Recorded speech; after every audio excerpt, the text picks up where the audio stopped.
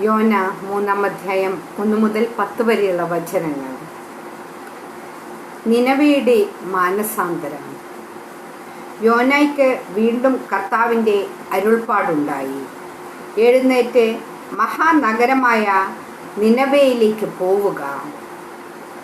ഞാൻ നൽകുന്ന സന്ദേശം നീ അവിടെ പ്രഘോഷിക്കുക. കർത്താവിൻ്റെ കൽപ്പനയനുസരിച്ച് യോന എഴുന്നേറ്റ് നിനവയിലേക്ക് പോയി. അത് വളരെ വലിയൊരു നഗരമായിരുന്നു. അത് കടക്കാൻ 3 ദിവസത്തെ യാത്ര വേണ്ടി വന്നു.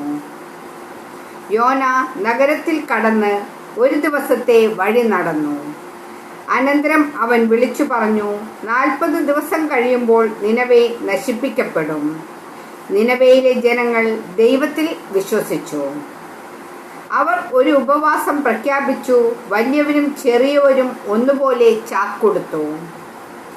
ഈ വാർത്ത നിനവെ രാജാവ് കേട്ടു.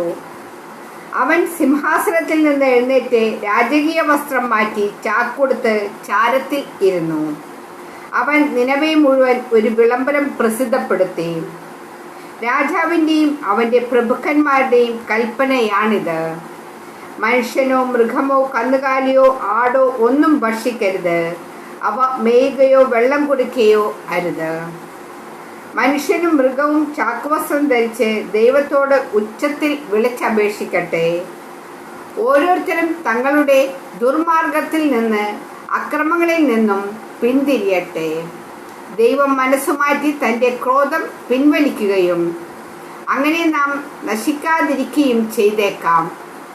തങ്ങളുടെ ദുഷ്ടതയിൽ നിന്ന് അവർ പിന്തിരിഞ്ഞ് എന്ന് കണ്ട് ദൈവം മനസ്സ് മാറ്റി അവരുടെ മേൽ അയക്കുമെന്ന് പറഞ്ഞ തിന്മ അയച്ചില്ല. ദൈവവചനമാണ് നാം വായിച്ചു കേട്ടത്.